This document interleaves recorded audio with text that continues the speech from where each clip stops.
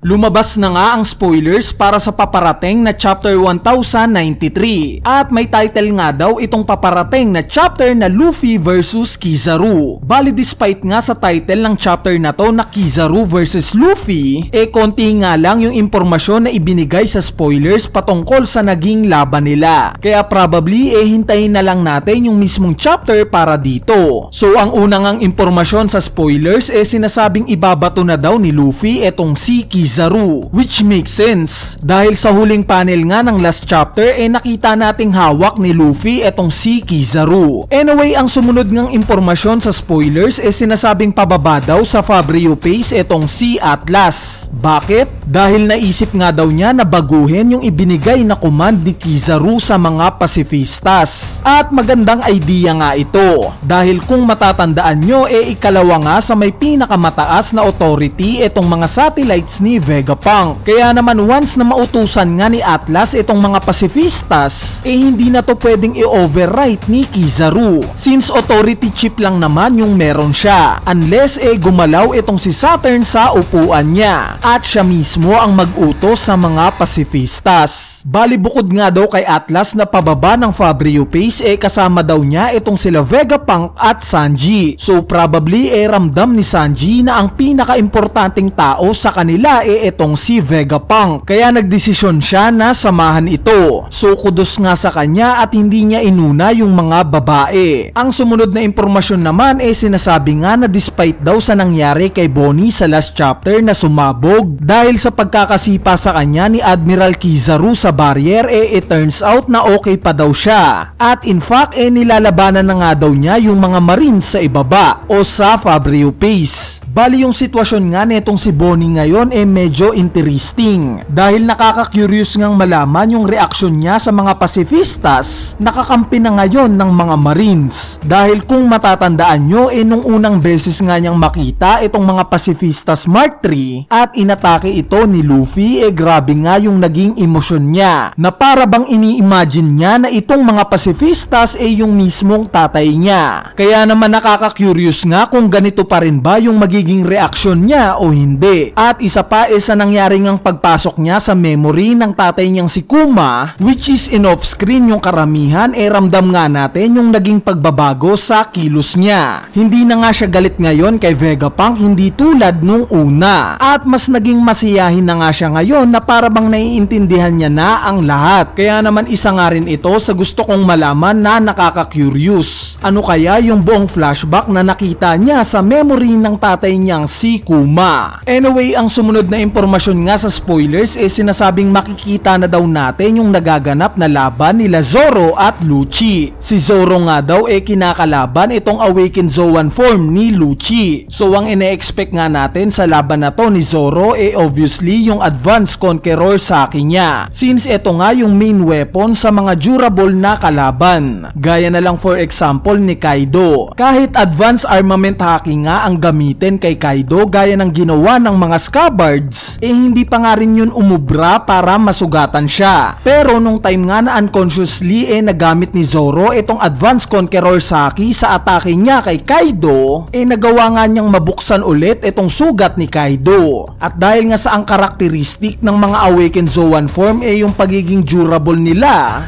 malamang na makikita natin gagamit ulit itong si Zoro ng pagkukot ng Conqueror Saki. Pero sana nga this time maipakita niya na nagamay niya na itong teknik na to, hindi tulad nung time na ginamit niya to kay Kaido. Bali ang sumunod na impormasyon nga sa spoilers patungkol na sa laban nila Luffy at Kizaru. Kung nung una nga sinabi kong ibabato pa lang ni Luffy si Kizaru ngayon nga naibato na siya ni Luffy. Pero mabilis nga daw na nakarecover itong si Kizaru. Pagbalik nga daw niya bigla na siyang dumami. Kumbaga parang gumawa daw si Kizaru ng clone ng sarili niya. At dito inatake na daw niya si Luffy. Pagtapos nga nito sinasabing dumiretso daw itong si Kizaru sa vacuum missile para atakihin itong mga pababa sa Fabryo Base na sila Vegapunk, Atlas at Sanji. Kung matatandaan nyo itong vacuum missile nga yung transportation sa Labo Base papunta sa Fabryo Base. Bali pagkabitaw nga daw ng atake ni Kizaru na supposedly tatama kila Vegapunk mabilis nga daw na dumating itong si Luffy at nasalag itong atake ni Kizaru. At dito finally na successful daw na nakababa sila Sanji, Vegapunk at Atlas. So kung napansin nyo guys focus nga lang sa goal itong si Kizaru at hindi niya gaanong pinagtutuunan ng pansin itong si Luffy. Kaya probably na once na mainis itong si Kizaru dahil sa hindi niya magawa ang misyon niya na patayin si Vegapunk, dito niya na seryosohin itong si Luffy. Pero ang magiging tanong nga dito ano ang ipapakita ni Kizaru kay Luffy para matapatan niya itong Gear 5? Bali ang sagot nga dyan sa tingin ko yung awakening ng Lugia Devil Fruit. Dahil nga sa itong Lugia Devil Fruit na lang ang hindi pa nire-reveal ang awakening powers, most likely nga na marireveal na to. Binibuild up na rin naman to ni Oda sa arc na to. Gaya ng pagsasabi ni Vegapunk na kaya nga daw niyang ma-replicate ang lahat ng Devil Fruit maliban sa Lugia Devil Fruit. So itong impormasyon pa nga lang na to hint na para sa atin na kung hindi nga kayang magaya ni Vegapunk ang mga Lugia Devil Fruit, malamang na may mas malalim na powers itong mga Lugia. At ang best time nga para ilabas o i-showcase itong awakening ng Lugia Devil Fruit syempre ngayon na sa nangyayaring laban ni Kizaru kay Luffy. Nang sa ganun nga naman hindi natin ma-question itong lakas ni Luffy. Dahil kung puro bilis nga lang, paggamit ng flashlight at kung ano-ano pa ang ipapakita ni Kizaru at hindi siya kayang talunin ni Luffy, maki-question nga naman natin yung credibility ng Gear 5, diba? So kung may ipakita ngang bago o power up itong si Kizaru sa laban niya kay Luffy gaya ng awakening ng Devil Fruit niya, hindi na natin maki-question yung lakas ng Gear 5 dahil mabibigyan nga natin ng rason na kaya nakasabay si Kizaru dahil sa awakened na pala yung Devil Fruit niya. Madagdag ko lang na obvious na nga ngayon yung setup ni Oda sa laban na to nila Luffy at Kizaru. Dahil kung matatandaan nyo si Atlas nga yung nag-introduce sa atin ng Photonic Gloves na kayang makapag-interact sa liwanag gamit ito. At base nga sa spoilers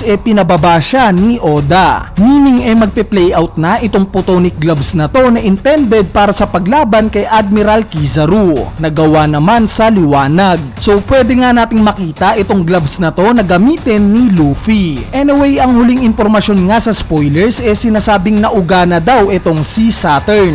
Pinakita nga daw siya sa huling panel na masama ang tingin. So probably papasok na rin itong si Saturn sa loob ng Egghead Island. At sana nga mangyari talaga para makita na natin kung gaano ba talaga siya kalakas. Bali yung ibang impormasyon nga sa chapter na to pag-uusapan na lang natin sa full chapter review natin na ilalabas natin sa mga susunod na araw. Bali ito na nga yung spoiler review natin para sa paparating na chapter 1093. So yun lang, peace!